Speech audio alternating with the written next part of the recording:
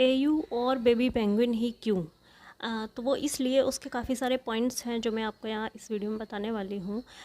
एक पॉइंट ये है कि 13 तारीख को उनका बर्थडे होता है और रिया 13 को उनका बर्थडे केक लेके सुशांत के घर पहुंची, जबकि उसका कहना है कि मैं 8 तारीख को हम अलग हो गए और उसके बाद मैं उनसे कभी नहीं मिली। जबकि उसने जो केक के साथ अपना फ़ोटो डाला था, आप सबने देख ही लिया होगा, वो सुशांत के घर का है।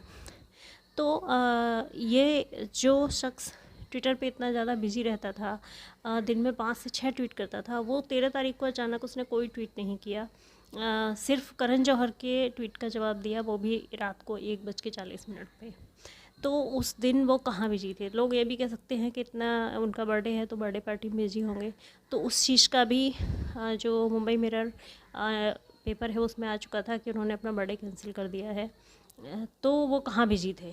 ना तो वो बर्थडे में बिजी थे, ना ही किसी के यहाँ पर थे, वो सिर्फ अपने घर में थे। तो कहाँ बिजी थे? वो सुशांत के उस षड्यंत्र में, सुशांत के घर में बिजी थे, रिया के साथ बिजी थे। इसके अलावा जो रिया केक लेके पहुंची, वो मैं आपको पॉइंट बता ही चुकी हूँ कि वो सुशांत के घर क्यों केक लेके गई। अच्छा, अब जब उन्होंने अपना बर्थडे कैंसिल कर दिया था तो उन्हें जो उनका समय था वो पूरा का पूरा खाली था उनके पास, और वो अपने ना ही वो किसी पॉलिटिकल मीटिंग में थे, कहीं भी नहीं थे। तो वो सुशांत के घर बिजी थे, ये चीज़ तो साबित हो चुकी है। और रिया के साथ बर्थडे केक लेकर उन्होंने वहाँ पर अपनी पार्टी की और उसके बाद सुशांत को मरवाया और फिर वहाँ से निकल गए। अच्छा, एक पॉइंट ये भी है कि उस दिन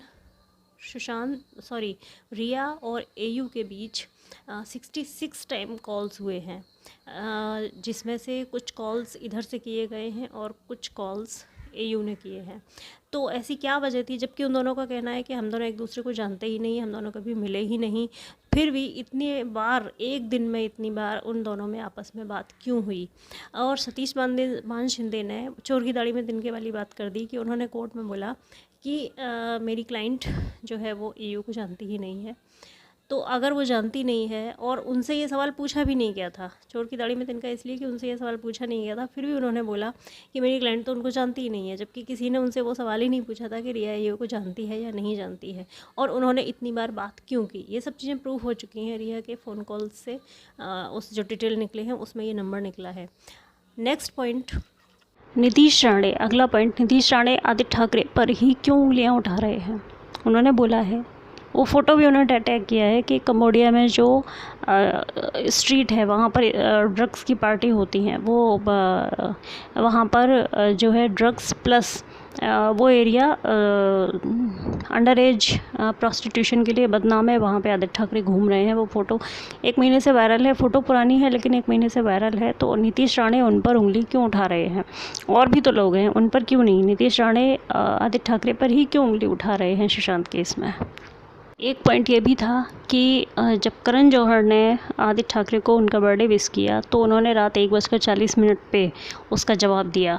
तो मतलब वो रात 1:40 तक, 2 बजे तक जाग रहे थे, और उन्होंने अपने उस रिप्लाई में जो लिखा उसमें एक प्लान की बात की।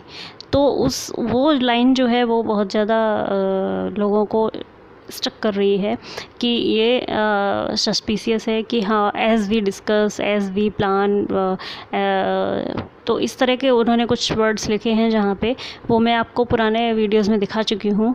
तो वो, और उसके ऊपर अर्णब गोस्वामी ने पूछा भी था आदित्य ठाकरे से कि ना तो करण जौहर कोई पॉलिटिशियन है और ना ही आप इंडस्ट्री में है, बॉलीवुड में, तो ये रात को 1:40 पे ये कौन से प्लान की बात हो रही है? तो ये बहुत बड़ा पॉइंट है कि ये करण जौहर और आदित्य ठाकरे रात को 1:40 पे कौन से प्लान की बात कर रहे हैं। तो ये सारी चीज़ें जो हैं बताती हैं कि आदित्य ठाकरे इसमें इन्वॉल्व है। पॉइंट, आदित्य ठाकरे ने जो एयू बेस्ड कोरोना का, कि आपकी वॉइस से पता लग जाएगा आपको कोरोना है या नहीं, उसको जब बीएमसी के द्वारा लॉन्च करवाया तो सबने कहा कि ये तो सुशांत का पेटेंट है, ये इनके पास कहाँ से आया? तो उन्होंने कोई जवाब नहीं दिया और उन कमेंट्स को डिलीट किया और अपना कमेंट सेक्शन फिर से ऑफ़ कर दिया। तो कई बार उन्होंने ऐसा किया है, कमेंट सेक्शन ऑफ़ करते हैं। तो सुशांत का पेटेंट उनके पास कहाँ से आया, जब उनका कोई सुशांत से लेना देना नहीं, वो सुशांत को जानते तक नहीं थे, तो कहाँ से आया? अगला पॉइंट कि जो भी सुशांत के बारे में बोल रहा है, चाहे वो कंगना हो चाहे पायल हो, पायल तो अपने